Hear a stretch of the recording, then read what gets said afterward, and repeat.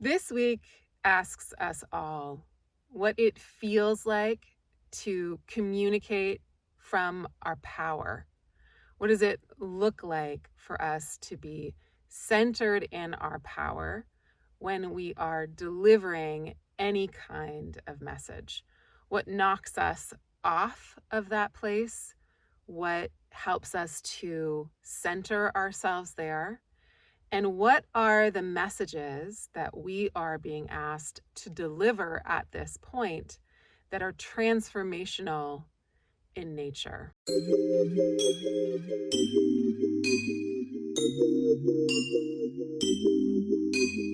Hello and welcome.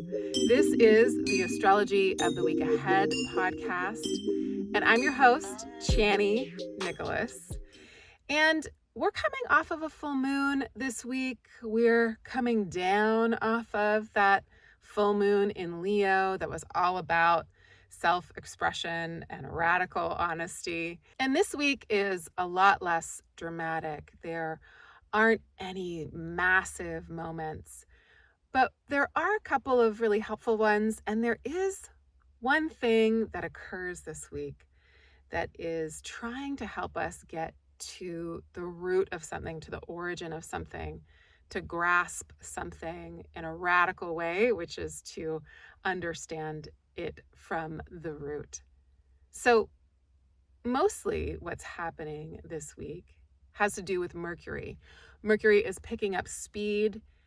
It is finally going to leave Capricorn for the first time in 2 months, because that is where it's stationed retrograde on December 29th of 2022. And this is the first time since the beginning of December that it's not going to be in that part of our chart. So we're going to get to have a different kind of conversation eventually. This week is spent mostly looking at the last couple moves of Mercury in Capricorn. On the 6th of February, on Monday, Mercury makes a really helpful little sextile with Neptune, which encourages some daydreaming, encourages our imagination to come forth, and encourages us to dream up the solutions that we most need. On Tuesday, we have something that isn't based on Mercury. It's the only thing this week that isn't Mercury based, but it's really lovely, so I want to mention it. It's Venus and Pisces making a sextile with Uranus in Taurus, one of the signs that Venus rules. So Tuesday and the beginning of the week is like fantasy, imagination, and unexpected pleasures and little delights to enjoy.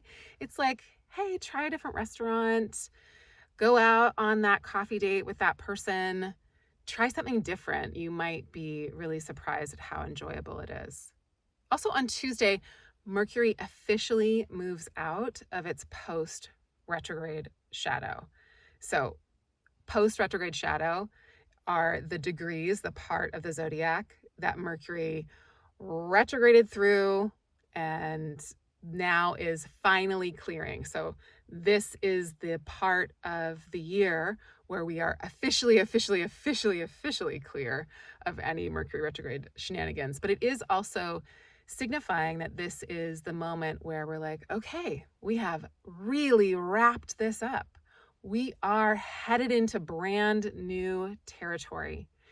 And right away on February the 10th, Mercury makes a conjunction with Pluto. And this is Mercury's little farewell party.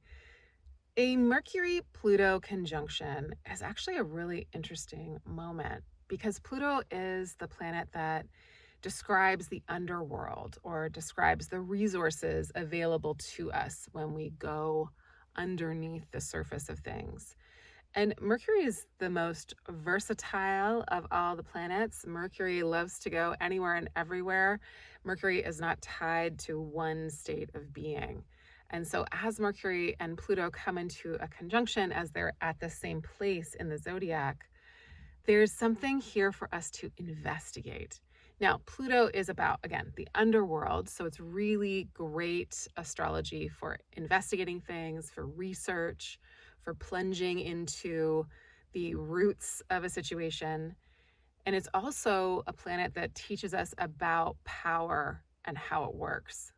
So if we're thinking about this personally, then it's related to what I said in the beginning of this podcast, which is that there's something here in the astrology that's encouraging us to speak from a place of our power and to get curious about what that feels like, what that looks like, what that sounds like for us, and why it might be hard for us.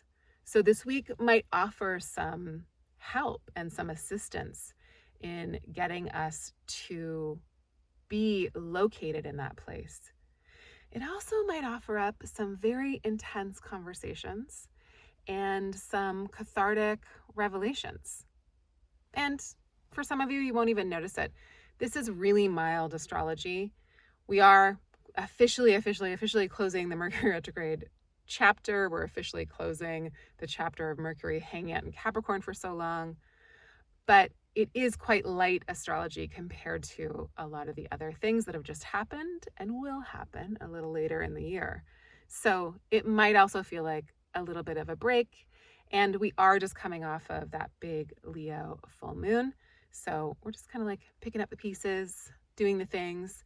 But if there's going to be something that's going to stand out for us, I think it will be at the end of the week when Mercury and Pluto come together. And we get to unearth something, and we get to grasp something from the root, which is a way of being radical, to understand something at its origins. And then on Saturday, the 11th, Mercury officially moves into a new sign. Mercury moves into Aquarius. It'll be there until March 3rd, so Mercury is moving really fast now. We might notice that plans come together, that conversations are quicker, that there's a flurry of conversations happening in our lives now, and there's a lot of action.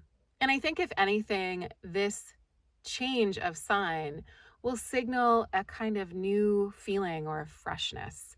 Mercury in an air sign is exceptionally chatty, inquisitive, and Mercury in Aquarius wants to understand the system, how it works, how it benefits the masses, how we can speak to what the collective needs and wants.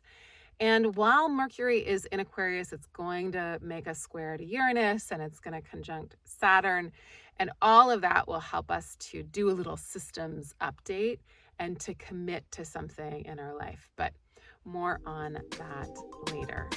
Thank you all so much for leaving reviews in the App Store. They mean the world to us, and we really do read each and every single one of them. I wanted to share one with you. It's called Powerful Impact from Carolyn Rising. This app is such a treasure trove of gifts. The weekly cadence of personalized readings, simple but meaningful rituals, and transit updates are my most relied upon tools for meaning and sense making. I listen to a guided meditation from the enormous library of offerings as I fall asleep each night, and it's such a peaceful and grounding way to end the day. Thank you, Chani and team, for providing such beautiful resources that enable us to tune into the power in the universe and claim our own agency. All right, y'all, that is the reading for the week. Sending you so much love, many, many, many blessings. Bye for now.